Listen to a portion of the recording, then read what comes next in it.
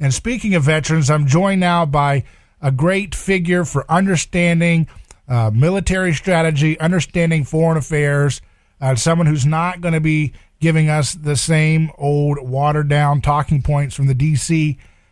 Think tank crowd. We have with us Colonel Doug McGregor. How you doing, sir? Yeah, fine. I'm on the road in Virginia, so we have some hills and mountains here.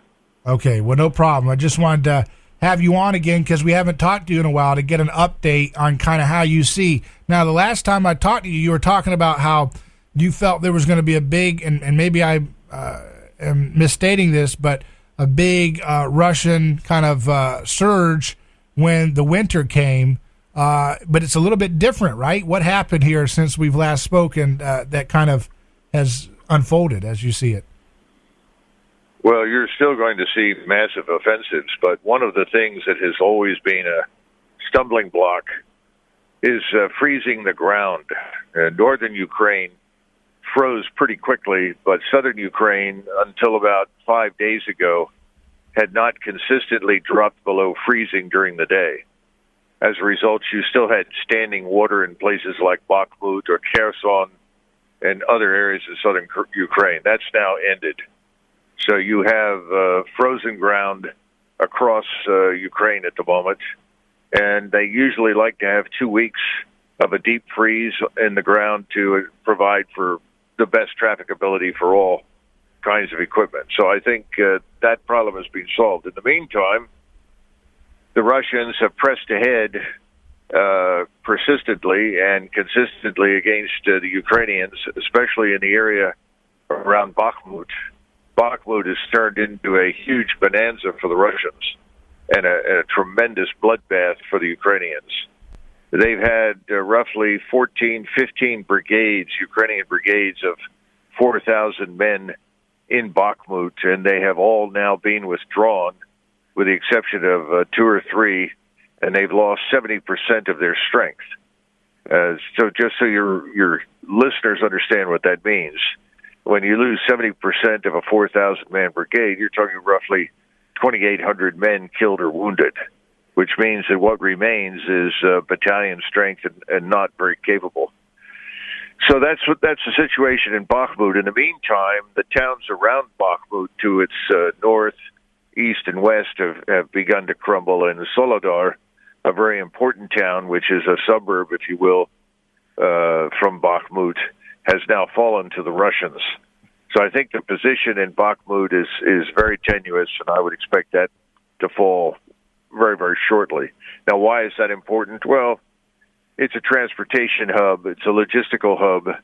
It's the linchpin strategically for the entire defense of southern Ukraine by the Ukrainians in the Donbass. And that is going to now crumble, I think, over the next 2 to 3 weeks. The real question for the theater commander, General Surovikin, is how he wants to proceed. He's got roughly 100,000 combat troops.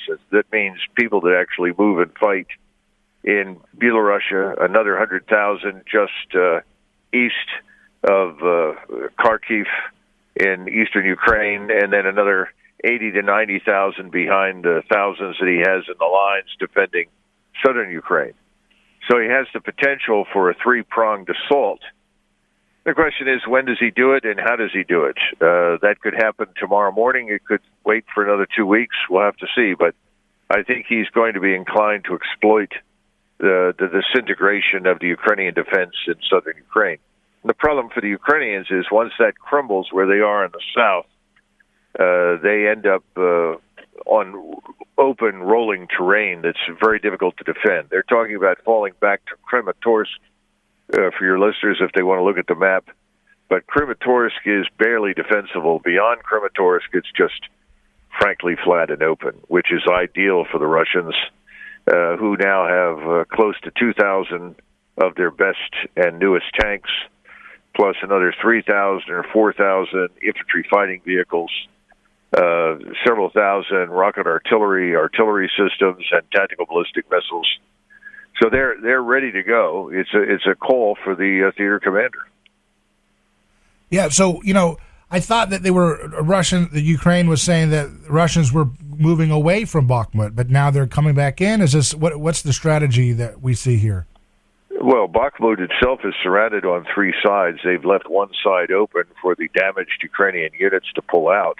Okay. In the meantime, they've turned on the surrounding towns, which have fallen, making the position that the Ukrainians hold in Bakhmut essentially untenable. And that's why the other problem with Bakhmut for the Ukrainians is that they were trying to build up reserves for a potential assault further south on Kherson. Those reserves have been lost now in Bakhmut. So the Ukrainians are probably down to maybe a total of 140, 150,000 troops that are effective. That is, combat soldiers that are trained and capable of fighting. They've lost most of their officers and NCOs, and so the new formations they're trying to build are filled with untrained recruits. And most of the equipment that we're promising to send to the Ukrainians won't arrive for months. Large quantities of it have to be repaired and refurbished before they're sent. And the numbers are just inadequate. For instance, they're talking about sending 40, 50, 60 Bradley fighting vehicles. Well, first of all, they've got to refurbish these things because we are actually short on Bradley holes as a result of the last 20 years. Secondly, you've got to train people to operate the weapon systems. You have the 25-millimeter chain gun plus a tow missile system. Those are complex systems, and they're not easy to keep up. They're very maintenance-intensive. So even if that stuff arrives, it won't get there for 3, 4, 5 months. And I'll be frank with you, I'd be very surprised if anything is happening in Ukraine at that point. So when you see a lot of these different, I'm looking at some of the headlines that caught my attention from of course, the corporate press. France is sending tank-killing AMX 10RC armored vehicles to Ukraine. That's Business Insider. News Yahoo says Kremlin says new Western armored vehicles for Ukraine will deepen suffering. Well, they're right. They're going to prolong, potentially, depending upon what happens over the next few weeks. They could prolong the misery and suffering in Ukraine. There's no question about that. But, you were talking about this AMX vehicle that has a 105-millimeter tank gun on it. That's the tank gun that we utilized in the United States Army 30, 40 years ago when I first came in the Army in 1977. That's an old piece of equipment. It also sits on wheels, and anything wheeled in that part of the world has great difficulty moving off the roads. And the Ukrainians desperately need vehicles that they can use off-road. So, I think people are giving this stuff a big buildup, but quite frankly, none of it's significant. The Germans, in the meantime, and we have both said we're not sending in our tanks. In other words, we're not going to try and move M1A1 series tanks into Ukraine, and the Germans are not going to send Leopard tanks to Ukraine. And again, these are complex systems. You need a lot of time to learn how to maintain them, and they're maintenance intensive. You have to have a developed infrastructure in the theater of people and equipment and mechanics to keep these things running. So the bottom line is, I think we're looking at potentially a war termination exercise over the next month, depending upon what Surovikin decides to do. And again, the danger in my mind is that once it becomes clear that everything east of the Dnieper has collapsed, the Russians will have to eliminate whatever Ukrainian forces exist on the west side of the Dnieper, and they will have to eliminate this Zelensky regime. As long as the Zelensky regime is there, it's going to present a permanent danger to Russian national security. That means they will have to cross into western Ukraine to finish the job. And I think that's one of the reasons they're holding back on it's probably about 150 to 175,000 troops up in Belarusia, but about 100,000 that would then move on an operational axis from north to south into central Ukraine. I think they're probably going to hold up on that and see what we do, because the great danger is that as we watch the Ukrainian forces collapse in essentially battles of annihilation over the next few weeks, there'll be a temptation in Washington to say, well, let's send the U.S. and Polish forces in Poland into western Ukraine to create some sort of safe area or worse yet, try to rescue this criminal Zelensky regime from destruction.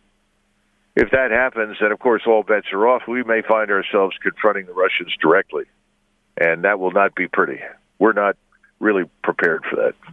What does that mean, that we would confront the Russians directly? Would that mean, talking about some of the Americans that are on the ground now, coming into direct Well, conflict? the Americans that are on the ground surreptitiously or secretly operating either as contractors or under some other subterfuge, they're at great risk over the next 4 weeks of being killed anyway. I'm talking about the Americans who are sitting in Poland, who are organized into these armored brigades and the 101st Light Infantry formations. If they send those in to fight, which is what they will have to do if they go into Ukraine, they're going to meet the Russians. And the Russians are now far, far stronger, better equipped, better trained, better led than they have ever been. I mean, this is what people don't understand. At the beginning of this whole thing, on 24th of February, the Russians treated this as essentially stop and go, move a little distance, stop, see if we'll negotiate, come to a conclusion. And they wasted 3 months on that nonsense, and they finally stopped and said, all right, now we're going to fight a real war. And what you're about to witness are large-scale offensives that equate to high-end conventional warfare, massively destructive, extraordinarily lethal. And that's an environment that we in the West have not seen, certainly not since 1945 in Europe. Wow. And what do you think is going to be the inciting incident that the American forces would say, okay, we're going to have a direct confrontation here? I don't know. I really don't know, because I don't know what Mr. Sullivan, the National Security Advisor, and his staff are thinking. I don't know what's in the back of the mind of somebody like Secretary Austin. I don't know what Blinken is thinking. I don't know what the major figures that we do not see in public, whether it's Susan Rice or Samantha Power or somebody like that. I don't know what's going on in their minds. I mean, my view is we have no business involving ourselves in this. We've made this far, far worse than it needed to be. The Ukrainians have died by the thousands needlessly. We need to get out of this, and what we should be doing is trying to facilitate an end to the conflict. But we keep making it clear that we're going to fight until the last Ukrainian is dead, because we will not concede anything to the Russians. And if you're not going to concede what they wanted to begin with, which was actually quite modest, they were simply interested in the two breakaway republics enjoying equality before the law and political autonomy. They wanted recognition of their control as legitimate of the Crimean Peninsula, which has always been Russian, never, strictly speaking, Ukrainian. And finally, they wanted neutrality for Ukraine. Well, if we'd agreed to those, then there would be hundreds of thousands of able-bodied living Ukrainians. Right now, we think that the Ukrainians have lost at least 150,000 dead. The Ukrainian ambassador to the United States was quoted in Time magazine where he let it slip out that whole cities are destroyed. They're losing thousands of men every day, and they are losing people. They don't even know where they are or what's happened to them. He painted a very grim picture, and then I think when he realized he'd gone too far, he shut up and changed the subject. Very much like von der Leyen, the president of the EU, who admitted that over 100,000 Ukrainians had been killed, and that was over a month ago. And the losses for the Ukrainians have simply gotten worse. And when you are losing a war, when you are losing battles, and you are forced to retreat, to withdraw, to fall back, that's when you take your heaviest losses. If you look at every major war, look at the American Civil War, the losses that were taken during the last year of the Civil War by the South were horrendous. They were horrific. They were bad on the northern side, but of course the South was bled white and couldn't replace their losses. You have a similar situation with Ukrainians. The Germans took most of their heaviest losses in the last eight months of World War II. And that's what we're seeing right now in Ukraine. The losses are mounting every day. It's horrific. It should stop. But no one in Washington is willing to admit that they've lost. And they have lost. And Ukraine will be destroyed as a result of this stupidity. No one wants to step forward and say, we made a mistake, let's halt this. That's the problem, David. Right. Nobody wants to take responsibility for they're part of contributing to this destruction. Is it your opinion that Washington wants a direct conflict with Russia in this? Well, I don't know if I would say Washington. I think you have a majority of Republicans and Democrats sitting in the Senate and the House that have no idea what real war looks like. They have this bizarre notion that war resembles the tiny battles that were fought from time to time over the last 20 years. When I say tiny, I'm talking about the truth that we always dominated our insurgent opponents in Iraq or in Afghanistan from the air and from the ground with overwhelming firepower. There was never an organized force to fight us. We haven't had a major enemy per se to fight us since 1991. And even though the Arabs in 1991 were well equipped and certainly capable, they were not efficiently or effectively commanded. And again, they couldn't cope with the massive, accurate, devastating firepower that we have. The situation now is quite similar in Ukraine. Ukrainians can't cope with this, and as a result, they're on the ropes, to be frank. But we won't let up, and I think people in Washington don't understand what confronting the Russians militarily for us would mean. And it seems like you look at the news headlines, and of course there's a lot of propaganda. The British media, of course, and we've talked about this before, is even more insanely bloodthirsty and warmongering in its hysteria than even the American media, which is saying something. But is it just that they're? I don't understand how nobody in that whole power network is saying this isn't going to look good for us if we continue to double down on the hot war, and these calls for regime change with Russia is not going to come out looking in a more pro-Western direction. It'll probably be more hawkish, more extreme in terms of the nationalist wing of the Russian political sphere, right? Well, I think the Russians are enraged at us because they do not understand or comprehend the hatred that seems to animate and motivate us. The Russians are not our blood enemies, and frankly, after the Soviet Union collapsed, Russia presented no appreciable threat to us whatsoever. And the Russians, their nuclear weapons and capability is substantial, but they were the ones that initiated and pushed arms control. We decided we didn't like what they were doing or what they were interpreting. They decided that they didn't like what we were doing in Romania, for instance, with the theater ballistic missile early warning systems and anti-ballistic missile defense systems. But we would not allow them to inspect. We treated them as though they had no right to say anything about what we did in Eastern Europe. And of course, all of this against the backdrop of having promised everybody from Gorbachev to Putin over the last 30 years that we were not going to push our forces east. We were not going to push our forces up to the borders of Russia. From their vantage point, they feel betrayed. They know that we built the army in Ukraine, that we cultivated the hatred against them in Ukraine and pushed the Ukrainians to attack them. And quite frankly, the Ukrainians were in the position of rapidly attacking Russia before the Russians attacked them. They were surprised that the Russians came in when they did, and the Russians subsequently decided, thank God they did, because this army was extremely well trained and well equipped and dangerous and lethal, much more than they thought. And they realized that this was being directed at them. I mean, we could talk for hours on this. The problem now is we're way beyond that. We're now talking about a situation where the Russians have said, our country is at risk. This is an existential fight for us. We will not tolerate a regime in Kiev. We will not tolerate Ukrainian forces in Ukraine that are hostile to us and will threaten us. And we don't seem to get it.